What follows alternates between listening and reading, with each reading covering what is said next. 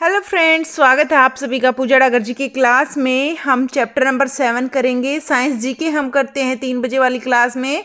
इससे पहले हमारा चैप्टर 6 तक कवर हो चुका है। सारे के सारे साइंस जी के हम कर रहे हैं टॉपिक वाइज। ठीक है फ्रेंड्स, इससे पहले हमारे 6 चैप्टर कवर हो चुके हैं। अगर आपको देखने हैं तो डिस्क्रिप्शन बॉक्स में प्लेलिस्ट का लिंक मिल जाएगा, तो आप प्लीज़ देख लीजिएगा, क्योंकि वो जो 6 चैप्टर हमारे हो चुके हैं वहाँ से भी बहुत सारे क्वेश्चंस बनते हैं जो कि टॉपिक वाइज मैंने आपको समझाए हैं। तो प्लीज़ वो वीडियोस भी देख लीजिएगा। तो अगर वीडियो अच्छी लगे तो प्लीज़ लाइक करें, ज़्यादा से ज़्यादा शेयर करें। चैनल पर नए हैं तो चैनल को सब्सक्राइब कर लें, क्योंकि यहाँ से हम साइंस बिल्कुल टिल द एंड तक टॉपिक वाइज कवर करेंगे। ठीक है फ्रेंड्स, जुड़ जाइए। 3 बज गए हैं, क्लास शुरू होने वाली है। चैप्टर नंबर 7 से कुछ ही क्वेश्चन बने हैं, केवल 7-8 क्वेश्चन ही बने हैं, तो कर लेते हैं।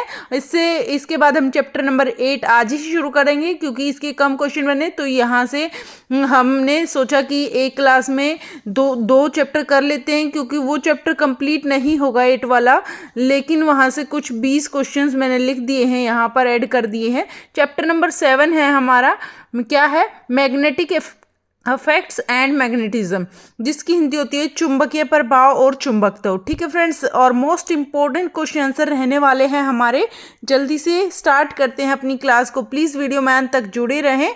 और क्वेश्चन नंबर 1 से शुरू करते हैं। हीटर की कुंडली, जिसे कॉइल बोलते हैं, किसकी बनी होती है? जो हीटर की कुंडली और कॉइल जिसको बोलते हैं, किससे बनी होती है? टंगस्टन के, नाइक्रोम से, या फिर तांबर से, या फिर लोहे से?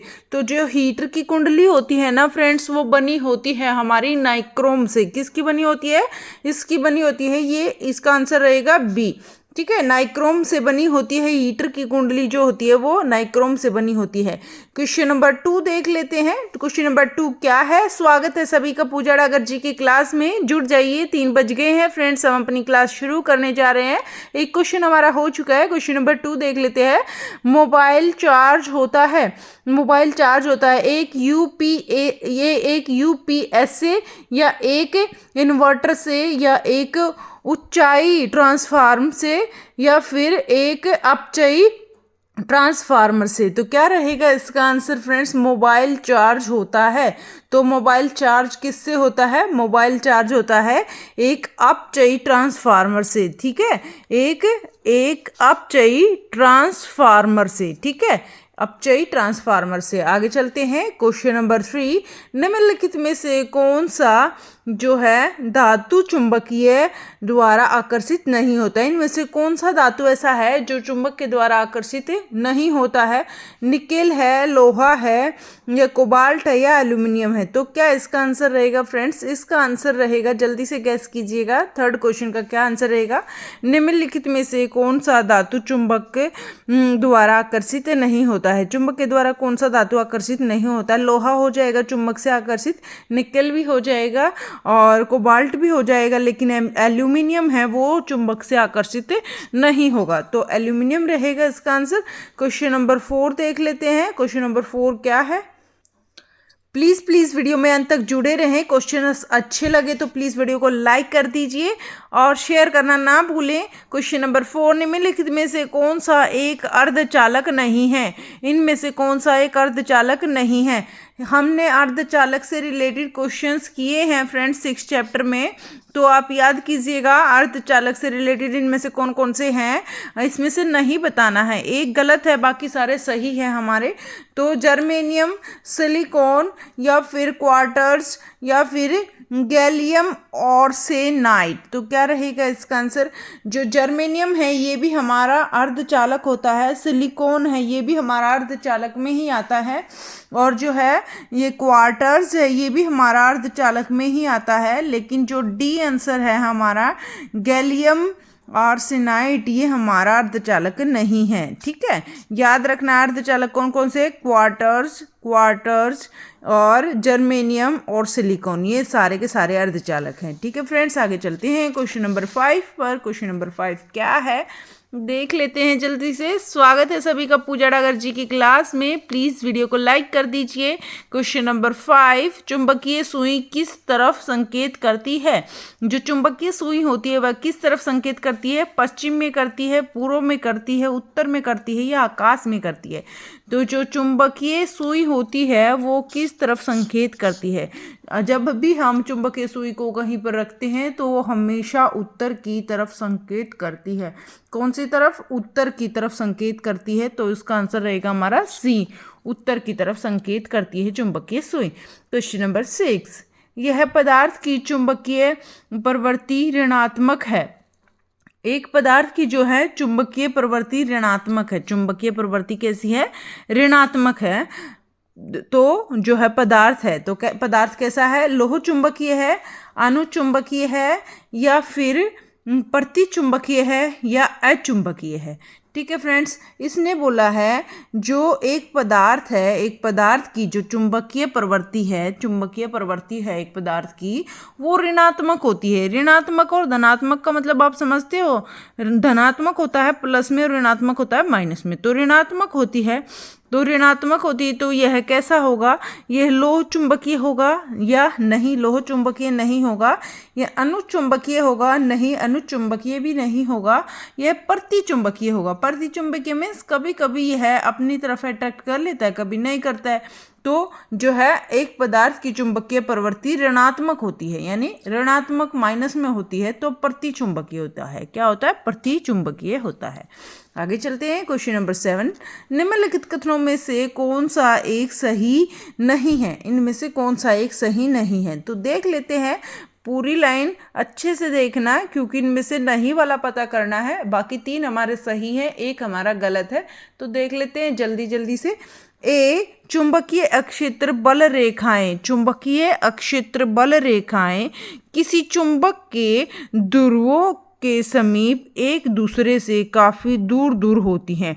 ध्रुवों के समीप एक दूसरे से काफ़ी दूर दूर होती हैं, और लेकिन अन्य स्थानों पर वे एक दूसरे के समीप होती हैं।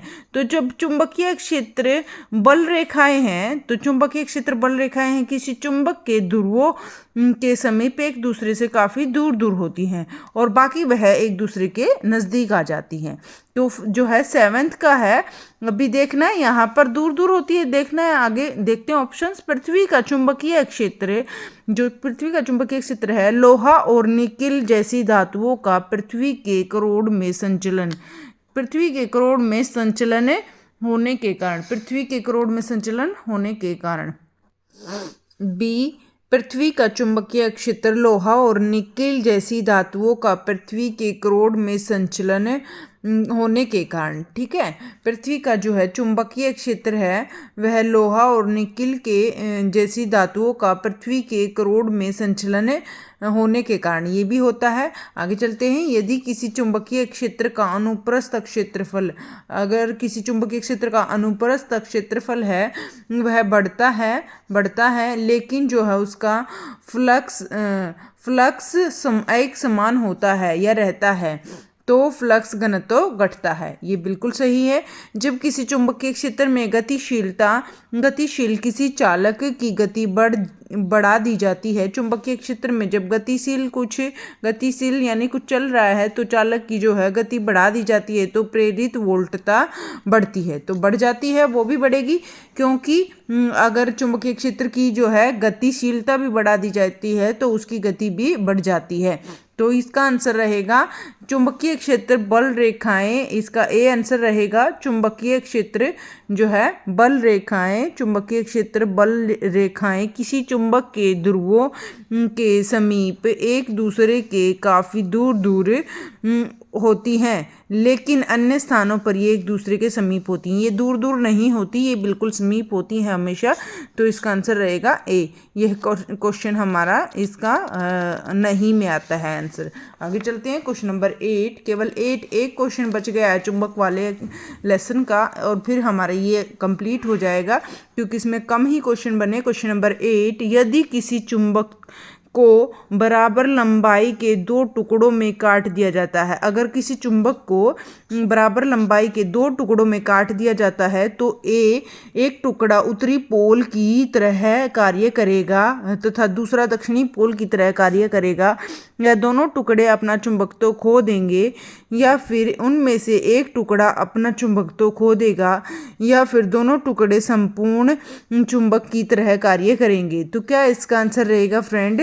इसका आंसर रहेगा अगर किसी चुंबक को दो बराबर लंबाई में काट दिया जाता है, दो टुकड़ों में काट दिया जाता है, तो दोनों टुकड़े संपूर्ण चुंबक की तरह कार्य करेंगे। तो इसका आंसर रहेगा डी, दोनों टुकड़े संपूर्ण चुंबक की तरह कार्य करेंगे, इसीलिए ऐसा होता है। आगे चलते हैं क्वेश्चन नंबर 1 पर। ये हमारा टॉपिक रहेगा टॉपिक नंबर 8। टॉपिक 7 हमारे कंप्लीट हो गया है, केवल 8 ही क्वेश्चन बनने थे यहाँ से। तो ये जो लेसन है हमारा चैप्टर नंबर 8, ये है ऑटोमिक एंड न्यूक्लियर फिजिक्स, यानी परमाणु और परमाणु भौतिकी। परमाणु और परमाणु भौतिकी, ये चैप्टर नंबर 8 है हमारा, परमाणु और परमाणु भौतिकी यानी atomic and nuclear physics. Question number 1 से शुरू करते हैं। इसके हमने 20 क्वेश्चन लिखे हैं केवल आज के लिए, तो प्लीज़ वीडियो में अंत तक जुड़े रहें। प्लीज़ वीडियो को लाइक करना ना भूलें। क्वेश्चन नंबर 1, सौर ऊर्जा उत्पन्न होती है नाभिकीय संलयन से, नाभिकीय विखंडन से, प्रकाश विद्युत प्रभाव से या सेरेन को प्रभाव से। तो क्या रहेगा इसका आंसर? इसका आंसर रहेगा सौर ऊर्जा उत्पन्न होती है नाभिकीय संलयन से, नाभिकीय विखंडन से, प्रकाश विद्युत प्रभाव से या फिर सेरेनकोव प्रभाव से। तो क्या रहेगा इसका आंसर? सौर ऊर्जा उत्पन्न होती है किससे होती है? नाभिकीय संलयन से, नाभिकीय विखंडन से, प्रकाश विद्युत प्रभाव से या फिर सेरेनकोव प्रभाव से, या सीधे सूर्य से प्राप्त की जाती है। जो सौर ऊर्जा होती है वो सीधे सूर्य से प्राप्त की जा सकती है, तो इसका ये आंसर रहेगा, ये इनमें से कोई नहीं रहेगा फ्रेंड्स। आगे चलते हैं क्वेश्चन नंबर 2 पर। क्वेश्चन नंबर 2 क्या है हमारा? एक नाभिकीय रिएक्टर में भारी जल का क्या कार्य होता है? एक जो नाभिकीय रिएक्टर होता है उसमें जो भारी जल है, भारी जल का क्या कार्य होता है?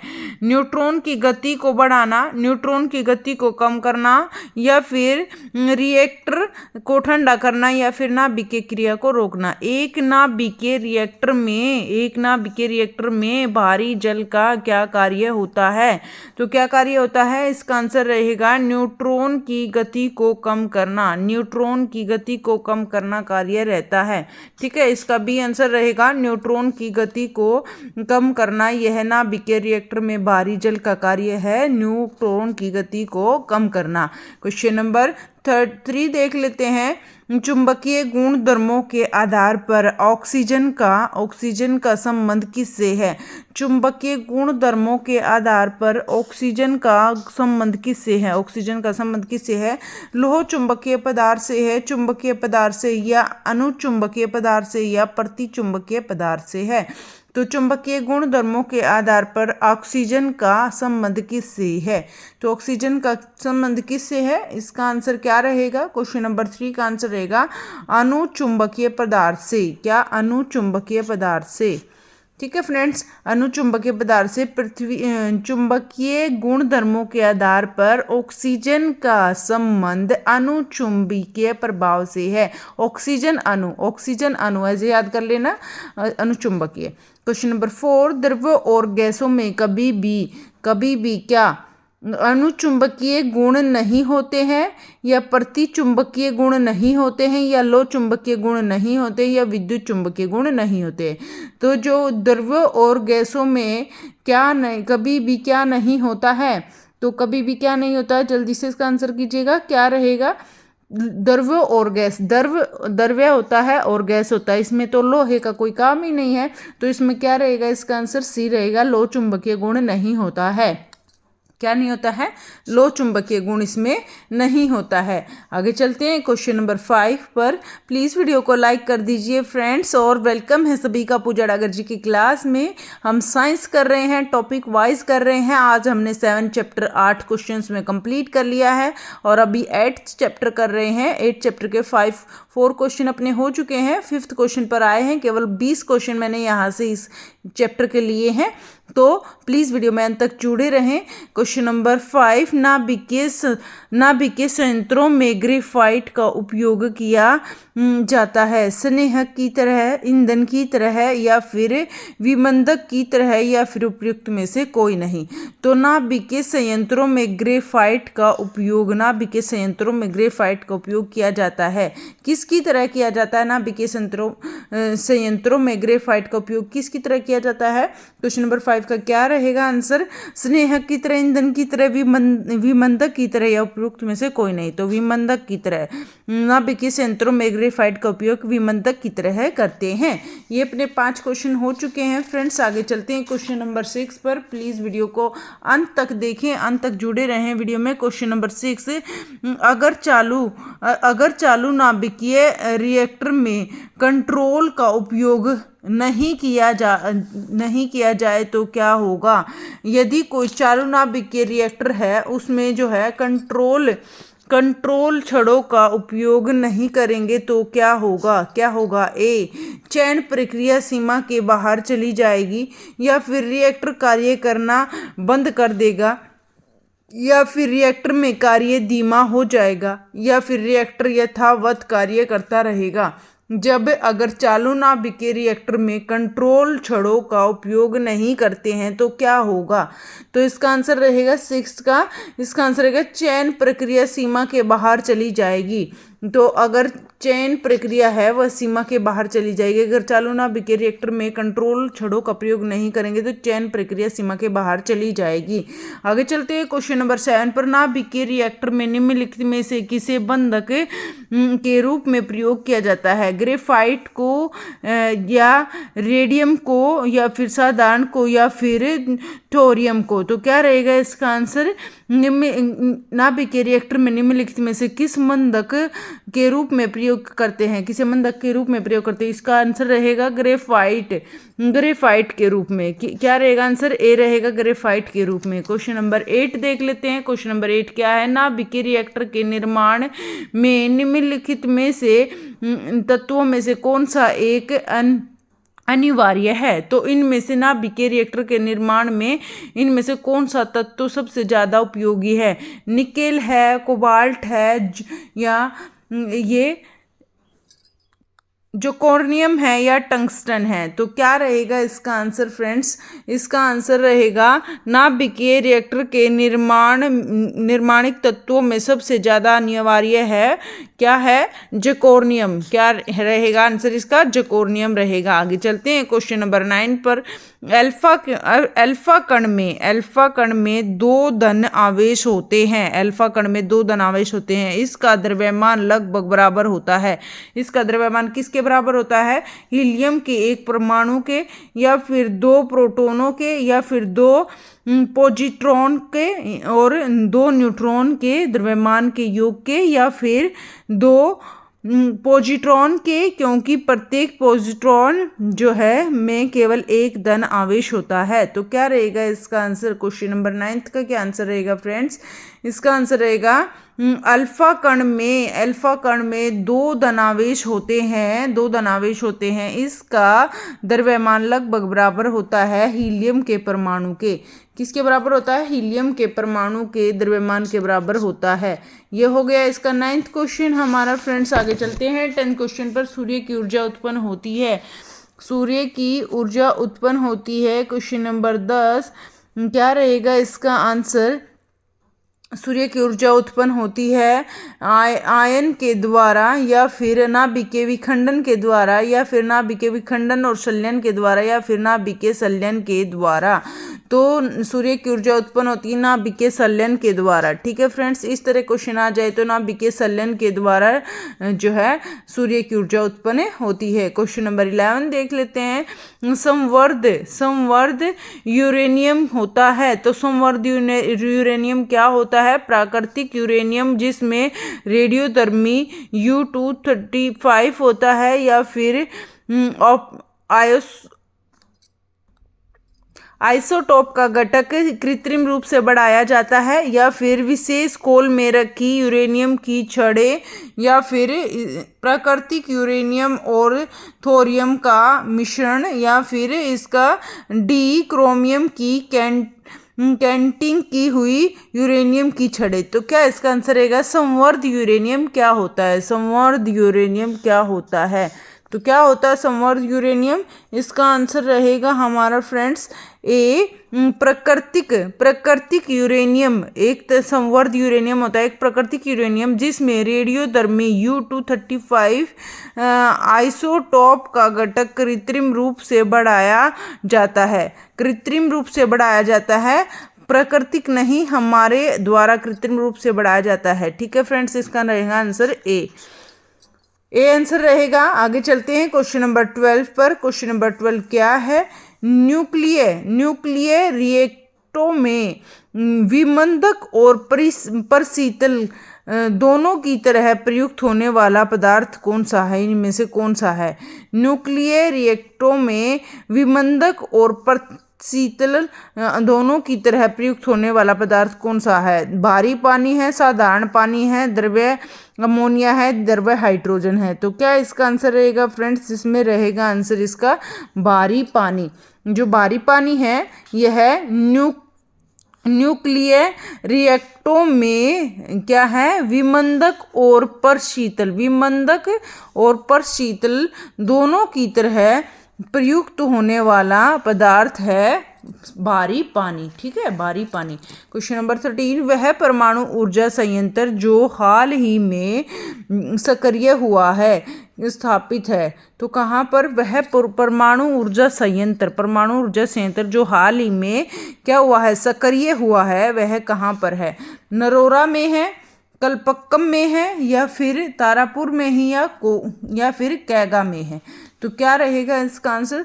वह परमाणु ऊर्जा संयंत्र जो हाल ही में सक्रिय हुआ है, वह कहाँ पर है? तो वह है हमारा कैगा में। कहाँ पर है? कैगा में है। ठीक है फ्रेंड्स, कैगा में है। ये हो गया हमारा 13 क्वेश्चन। ये थोड़ा सा करंट से रिलेटेड था, तो ध्यान रखना है। क्वेश्चन नंबर 14, हाइड्रोजन बम निम्नलिखित में से किस संकेत पर कार्य करता है? तो हाइड्रोजन बम किस संकेत पर कार्य करता है? अनियंत्रित संलयन अभिक्रिया के द्वारा, या नियंत्रित संलयन अभिक्रिया के द्वारा, या नियंत्रित सविखंडन अभिक्रिया के द्वारा, या अनियंत्रित विखंडन अभिक्रिया के द्वारा। तो क्या रहेगा इसका आंसर? क्वेश्चन नंबर 14 का आंसर रहेगा हमारा ए आंसर रहेगा अनियंत्रित संलयन अभिक्रिया। हाइड्रोजन जो बम है निम्नलिखित में से किस सिद्धांत पर कार्य करता है? हाइड्रोजन बम अनियंत्रित संलयन अभिक्रिया के द्वारा कार्य करता है। किसके द्वारा? अनियंत्रित संलयन अभिक्रिया के द्वारा कार्य करता है हाइड्रोजन बम। अनियंत्रित होता है, नियंत्रित नहीं होता है, अनियंत्रित संलयन अभिक्रिया के द्वारा। क्वेश्चन नंबर 15, परमाणु बम का सिद्धांत करेंगे या आधारित है? परमाणु बम उसका सिद्धांत किस पर आधारित है? नाभिकीय विखंडन पर, नाभिकीय संलयन पर, या फिर ए और बी दोनों, या फिर उपयुक्त में से कोई नहीं। तो क्या रहेगा इसका आंसर? परमाणु बम का सिद्धांत आधारित है। परमाणु बम का सिद्धांत किस पर आधारित है? इसका आंसर रहेगा परमाणु बम जो होता है वो नाभिकीय विखंडन पर आधारित होता है। परमाणु बम की अगर बात आ जाए तो नाभिकीय विखंडन, और हाइड्रोजन बम की आ जाए तो नाभिकीय संलयन। ठीक है, क्या रहेगा? नाभिकीय संलयन।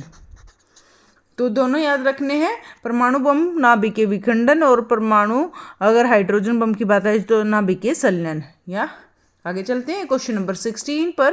क्वेश्चन नंबर 16 पर चलने से पहले प्लीज़ वीडियो को लाइक कर दीजिए, ज़्यादा से ज़्यादा शेयर कर दीजिए। क्वेश्चन नंबर 16 क्या है? एटम बम के सिद्धांत का आधार होता है। तो एटम बम के सिद्धांत का आधार क्या होता है? नाभिकीय संलयन होता है, नाभिकीय विखंडन होता है, या नाभिकीय समूत्खंडन होता है, या इनमें से कोई नहीं। तो क्या इसका आंसर रहेगा? इसका आंसर 16 का क्या रहेगा? Atom bomb. ठीक है, परमाणु बम, एटम बम, ये जो है दोनों कुछ भी आ जाए, इनमें हमारा आएगा विखंडन। तो नाभिकीय विखंडन रहेगा। एटम बम के सिद्धांत है ये है नाभिकीय विखंडन पर आधारित होता है। तो दोनों का याद रखना है, नाभिकीय विखंडन। ठीक है, और अगर हाइड्रोजन बम का प्रयोग आ जाए तो नाभिकीय संलयन। आगे चलते क्वेश्चन नंबर 17 पर। 17 क्वेश्चन क्या है? कलपक्कम के फास्ट ब्रीडर रिएक्टर में निम्नलिखित में से कौन सा शीतलक प्रयोग में लाया जाता है? तो इनमें से जो कलपक्कम के फास्ट ब्रीडर रिएक्टर में निम्नलिखित में से कौन सा शीतलक प्रयोग में लाया जाता है? भारी जल, कार्बन डाइऑक्साइड, समुद्री जल या द्रवित सोडा। तो क्या इसका आंसर रहेगा फ्रेंड्स? जो कलपक्कम के फास्ट ब्रीड रिएक्टर में जो है प्रयोग होता है, कौन से शीतलक का प्रयोग होता है? तो द्रवित सोडा का प्रयोग होता है। किसमें? कलपक्कम के फास्ट ब्रीडर रिएक्टर में किसका प्रयोग होता है? द्रवित सोडियम का। आगे चलते हैं क्वेश्चन नंबर 18 पर। केवल हमारे 3 ही क्वेश्चन बचे हैं। प्लीज वीडियो में अंत तक जुड़े रहें और वीडियो को लाइक करना ना भूलें फ्रेंड्स।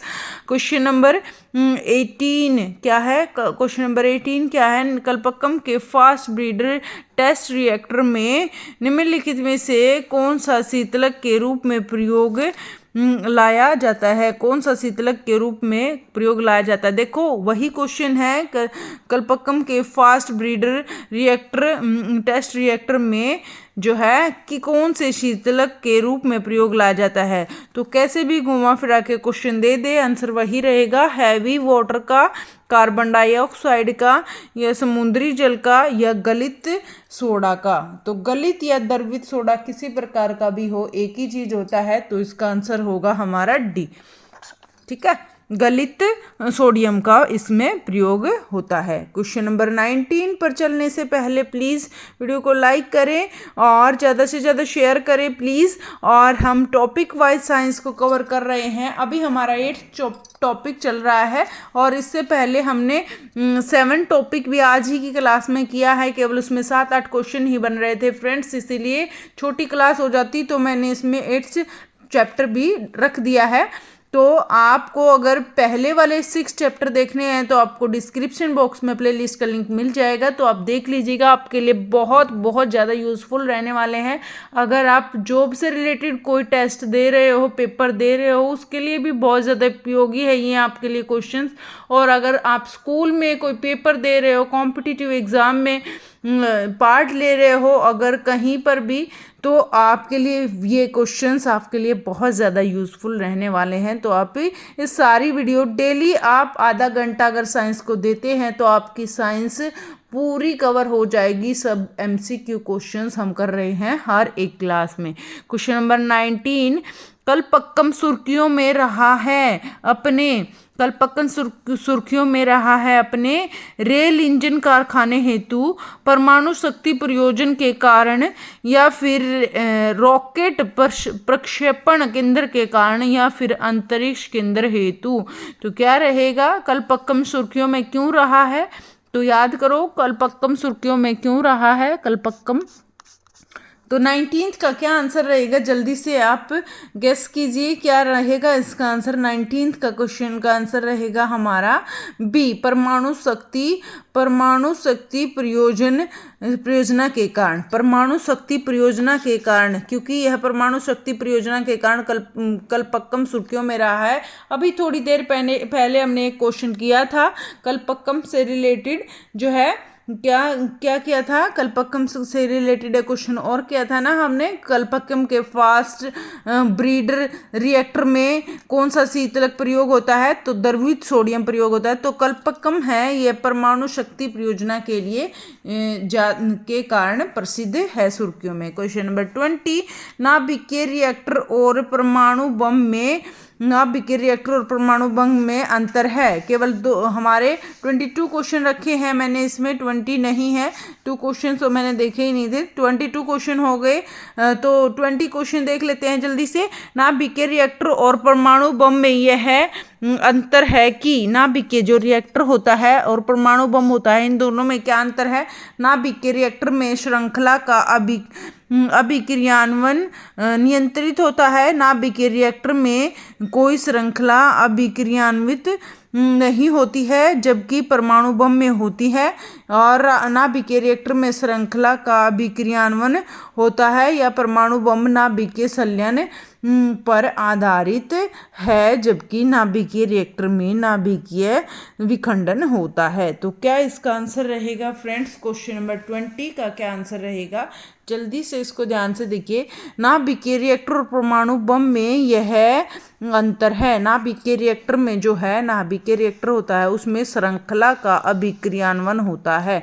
नाभिकीय रिएक्टर में श्रृंखला का अभिक्रियान्वयन नियंत्रित होता है। ठीक है, नाभिकीय रिएक्टर में, परमाणु बम में नियंत्रित नहीं होता। परमाणु बम विखंडन, नाभिकीय विखंडन के कारण होता है, तो इसमें नहीं होता।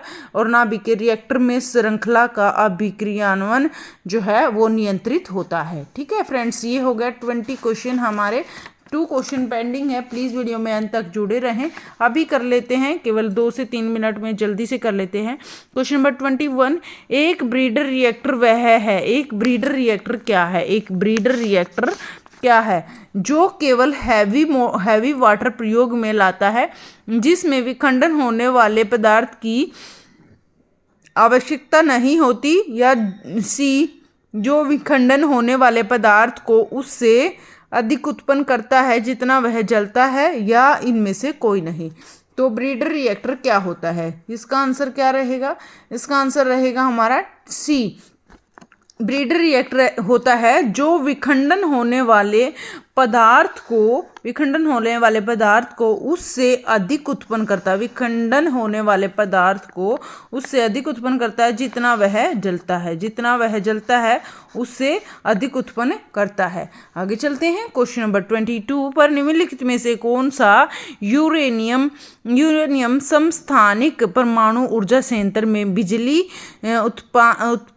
उत्पादन में इस्तेमाल किया जाता है? तो बिजली उत्पादन में इनमें से निम्नलिखित में से कौन सा यूरेनियम समस्थानिक परमाणु ऊर्जा संयंत्र में बिजली उत्पादन में इस्तेमाल किया जाता है? परमाणु ऊर्जा संयंत्र में बिजली उत्पादन में इनमें से क्या प्रयोग किया जाता है? यूरेनियम समस्थानिक परमाणु ऊर्जा संयंत्र में बिजली उत्पादन में U234, U233, U235 या U239। तो इसका आंसर क्या रहेगा? इसका आंसर रहेगा U235, 235, U235 है।